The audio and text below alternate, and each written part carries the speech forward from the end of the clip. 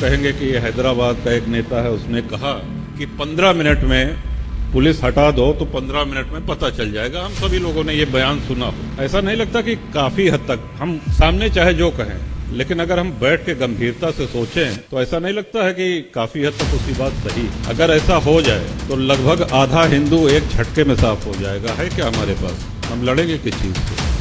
कुंडा के राजा भैया रघुराज प्रताप सिंह ने कुछ सवाल पूछे। वो लोग जो जातिवादी राजनीति के चैंपियन हैं, वो अपना मुंह सिले क्यों बैठे? तो ये लगाएंगे तो पत्थरबाजी होगी, ऐसा कह के लोग उसको जस्टिफाई करने की कोशिश करते हैं। ये जो किताबें लेके घूम रहे हैं संविधान की, आप ये बताओ कि बाबा साहब के लिखे संविधान में वक्फ शब्द कहाँ लिखा हुआ है? बिल तो बस बहाना है, मकसद काफिरों को मिटाना है।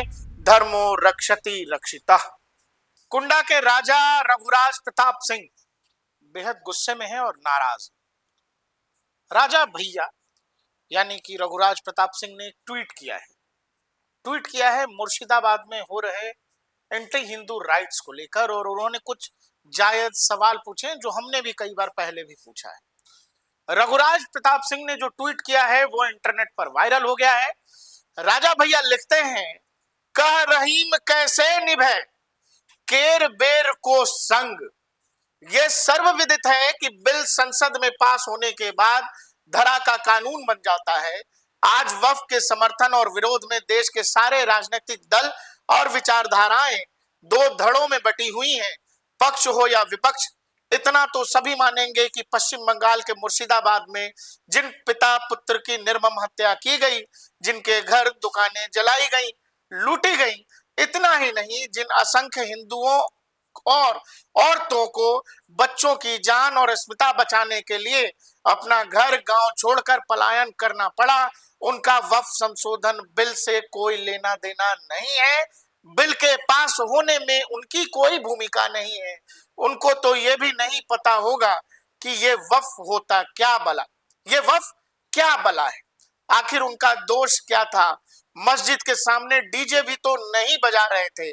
वक्फ एक्ट का बहाना लेकर अल्पसंख्यकों ने अकारण बिना उकसावे से जो सुनियोजित हिंसा हमला किया है, अल्पसंख्यकों ने, यहां देखिएगा ध्यान से, quote and quote, Waqf act का बहाना लेकर अल्पसंख्यकों ने अकारण बिना उकसाए जो सुनियोजित हिंसक हमला किया है।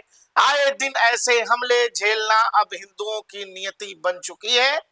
आखिर हिंदू कब तक और कहां तक भागेगा? बांग्लादेश तो ये सोचकर भागे थे कि भारत में सुरक्षित रहेंगे, अब यहां से भागकर कहां जाएंगे? संसद से लेकर सड़कों तक आए दिन संविधान लहराने वालों को भी याद रखना चाहिए कि संविधान शिल्पी बाबा साहब के संविधान में वक्फ नाम का शब्द कभी था ही नहीं, न ही उनकी परिकल्पना में इसका कोई औचित्य था। हत्या, लूटपाट और बर्बरता काफिरों के साथ हो रही है। मारने के पहले किसी की जाति नहीं पूछी जा रही है। सबसे बड़ी विडंबना तो यह है कि पिछड़ों और दलितों के तथाकथित स्वयंभू नेताओं की इस पर मुंह खोलने की हिम्मत तक नहीं है।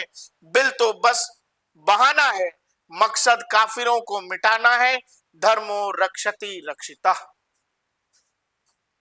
कुंडा के राजा भैया रघुराज प्रताप सिंह ने कुछ सवाल पूछे कि हमला काफिरों पर क्यों हो रहा है, और वो लोग जो जातिवादी राजनीति के चैंपियन हैं, वो अपना मुंह सिले क्यों बैठे हैं मुर्शिदाबाद की हिंसा पर।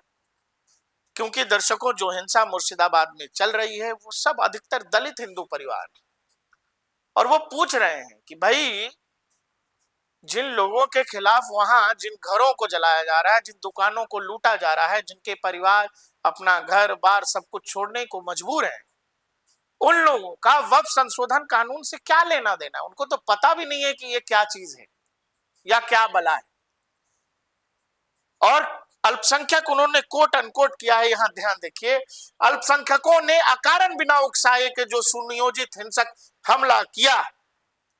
और आगे वो ये भी लिख रहे हैं कि कहीं कोई डीजे भी तो नहीं बज रहा था, मस्जिद के सामने डीजे भी तो नहीं बजा रहे थे।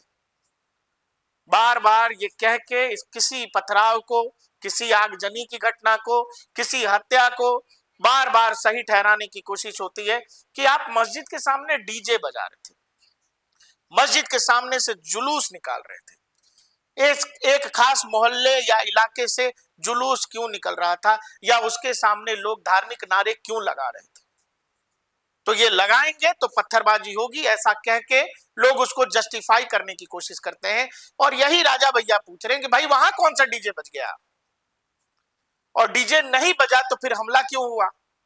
और सवाल उन लोगों से भी राजा भैया का है कि जो लोग 24 घंटा आजकल संविधान की किताब हाथ में लिए घूमते हैं और ऐसे कैमरे पर पोज देते हैं, ऐसे उनसे भी पूछ रहे हैं कि ये जो किताबें लेके घूम रहे हैं संविधान की, आप ये बताओ कि बाबा साहब के लिखे संविधान में वक्फ शब्द कहां लिखा हुआ है। और ये सही बात है, जो मूल संविधान जो बाबा साहब ने लिखा था उसमें वक्फ कभी था ही नहीं। 1954 में इसकी व्यवस्था की गई।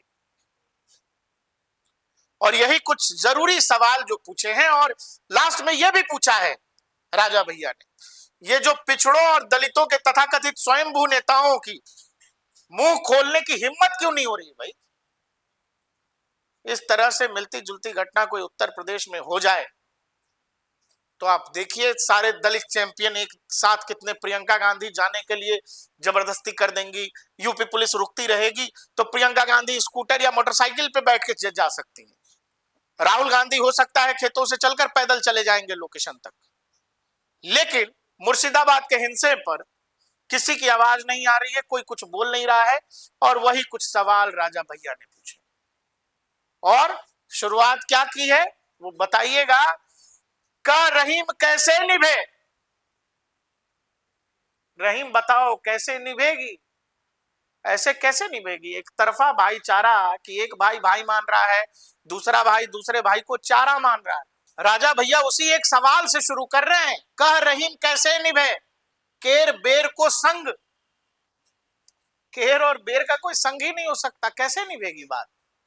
और बात में वो लिखते हैं धर्मो रक्षति रक्षिता। आपको हमारा वीडियो कैसा लगा साथी, राजा भैया ने जो कुछ सवाल पूछे, जो कुछ सवाल रघुराज प्रताप सिंह जी ने पूछे हैं, उसको लेकर आपको क्या लगता है, क्या कुछ जायज सवाल है इसमें पूछा गया जो पूछा जाना चाहिए, जिस पर बात होनी चाहिए, या कुछ ऐसा तो नहीं है कि राजा भैया बस अपनी राजनीति चमका रहे हैं। हमें कमेंट सेक्शन में जरूर बताइएगा।